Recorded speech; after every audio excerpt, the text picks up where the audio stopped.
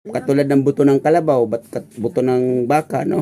Ang pinaka-importante po sa akin, makatapos po dyan sa po, sa college, para po makatulong po kila mama tapos kay papa. Katulad nito, kapos po kami sa tapos hindi na kaya ni mama magning trabaho. Ang kailangan po nila laptop dahil po mahalaga po ang ning laptop sa sa pag-aaral po.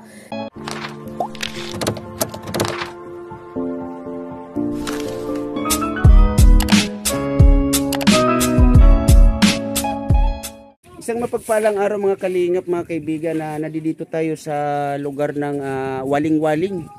Dito pa rin po mga kalingap sa Dunsol, Sorsogon, ano? Sa tingin niyo po, nanay, ano po yung kailangan ng batang ito? Ayan kasan, makatapos lang sa pag-eskwela niya. Porsigido kaya siya mag-eskwela. Tapos, di nga minsan niya, nagbabalo na lang yan maluto. Taguli na yan mga alas 8 gabi. Sa pangot, hindi na siya naguli. Tampamliti nga ang piyakuan niya. Tapos naguli siya alas 10 kaya to. Pagaling nyo, may abot pa sana siya. Nabi ko siya yun, kuha nga yung maayo, nagparagisa na nga ako. Ito, wala man niya si mama ba, wala dilin siya. At siyagi isa na sabi ko, yan, napag-eskwela mo. So, ibig sabihin, balot din sila ng kahirapan, nanay? Oo, balot talaga silang kahirapan. Bakit yung, kasi pagkakaalam po namin, nag-iisang anak.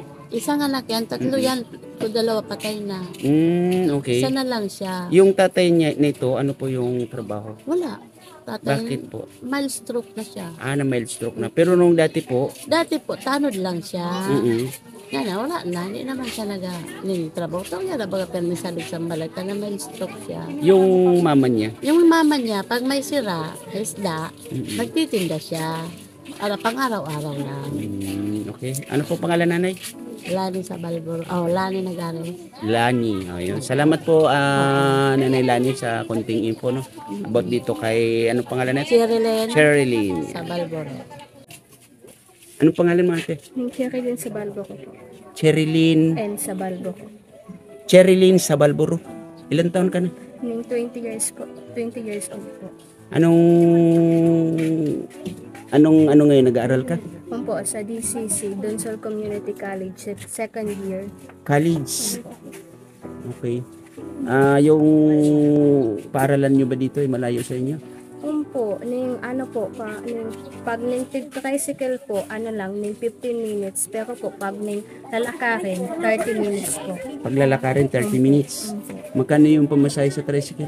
Pag minsan po, 30. Pag minsan man po, 40. Saan si mama mo? Nandun po sa Ito ba mama mo?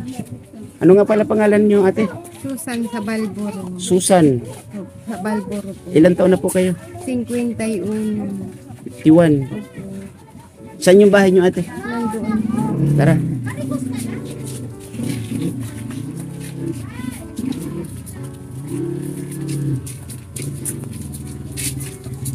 Yung mga kalingap, ito yung ito yung pupuntahan natin dito na isang pamilya na alamin natin kung ano yung kwento ng kanilang pamumuhay. Ito daw po ay isang estudyante.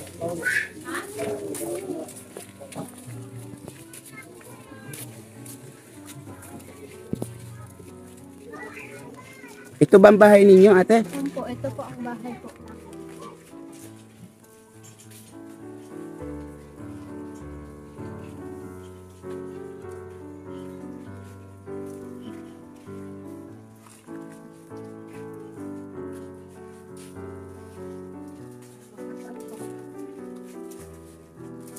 Saan si papa mo, ate?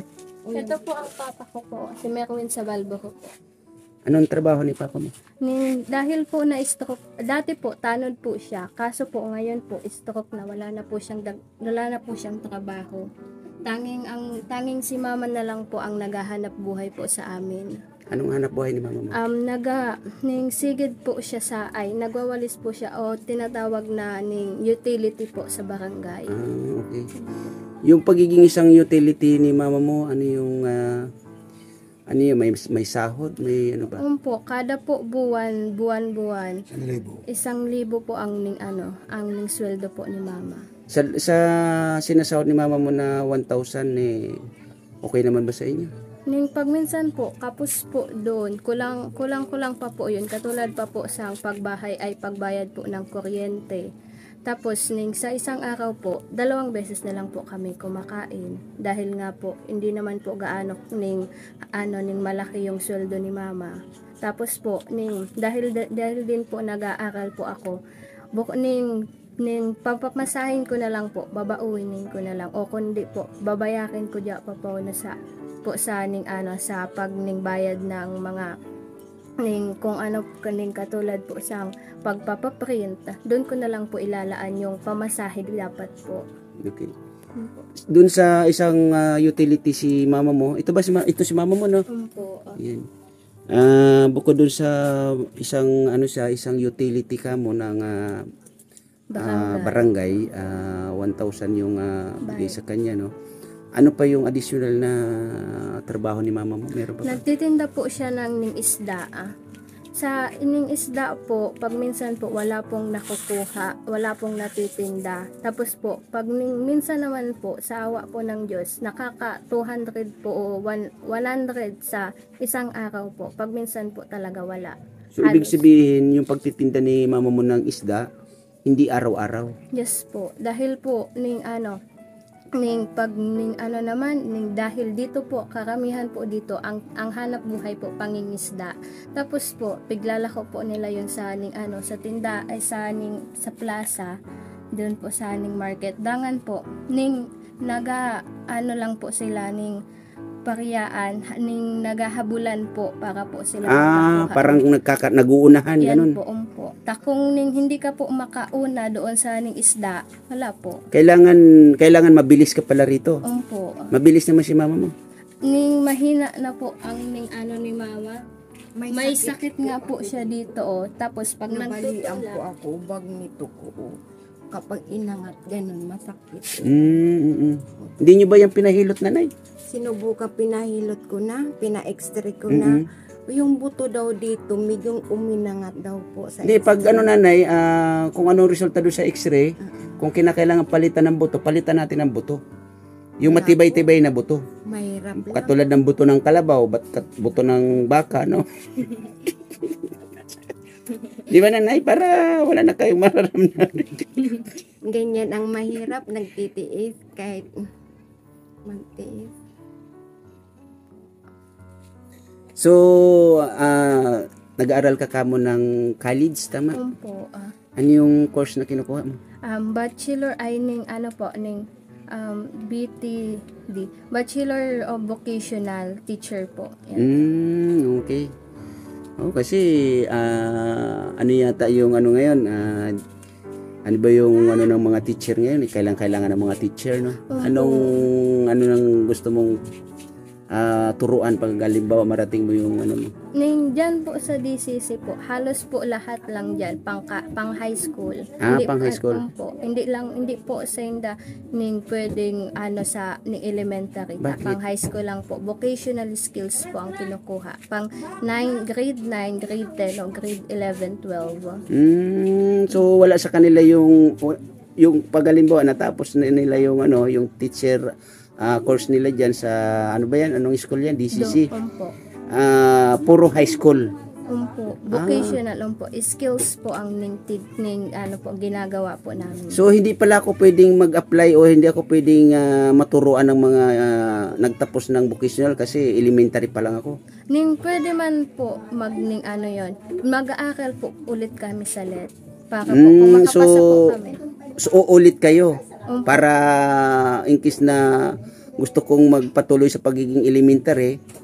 Halimbawa, gusto ko na ikaw yung pipiliin ko bilang maging teacher ko sa elementary, mag-aaral kang muli. Pwede man po ako maging tutor. Tutor. Ngayon, pag naging tutor kita, siyempre, magbabayad ako sa'yo, no? Okay. So, wag na lang kasi wala tayo niyan.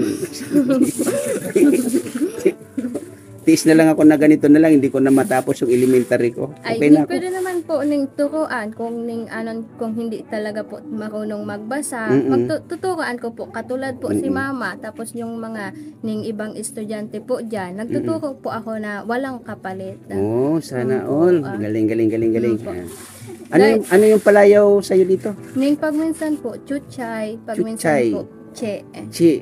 Po. Chuchay. Chi.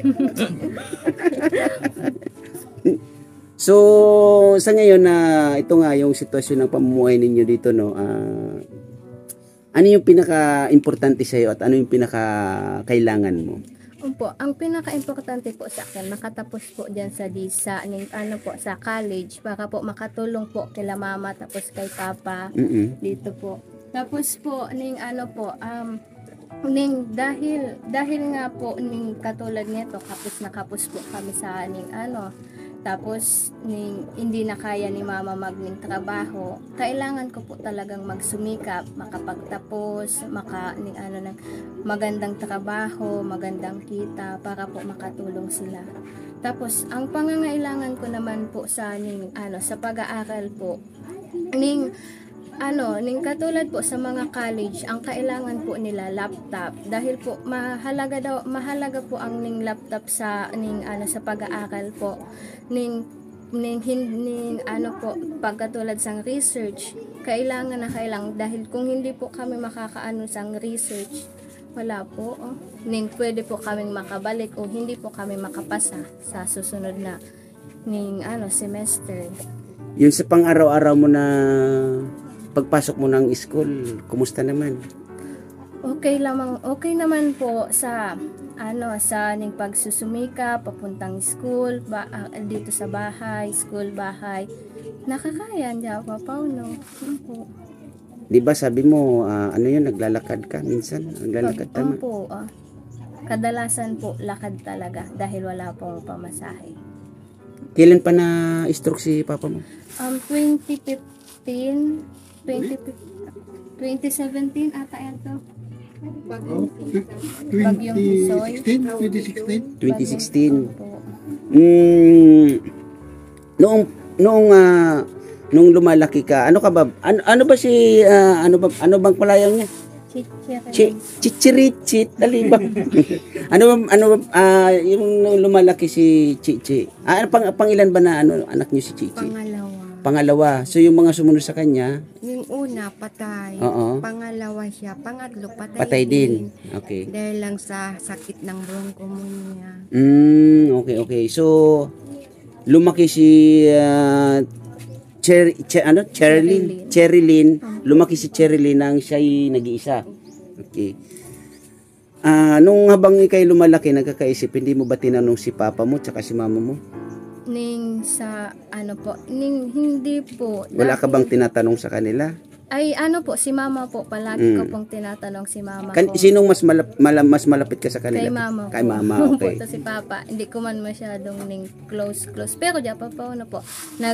Istorya ay nag-uusap-usap po kami kung ano po ang mga nangyari na hindi ko po pwedeng gayahin sa mga ginawa nila nung unang mga masama po. Tapos, Bakit may masamang ginawa sila nung araw? ay, po.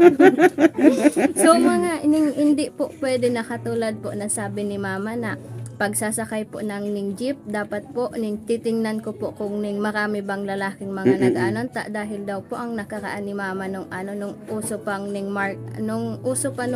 mga so pinalagyan ni mama ng mga hindi pwede, tapos mga makakami pong mga hindi po talagang kanais-nais na gawain, dapat daw po alisin ko po yun. Okay.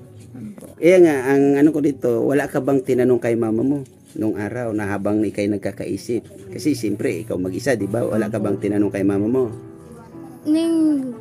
Halos po, wala po. Wala naman. Hindi mo ba tinanong si mama mo kung masipag si papa mo nung araw?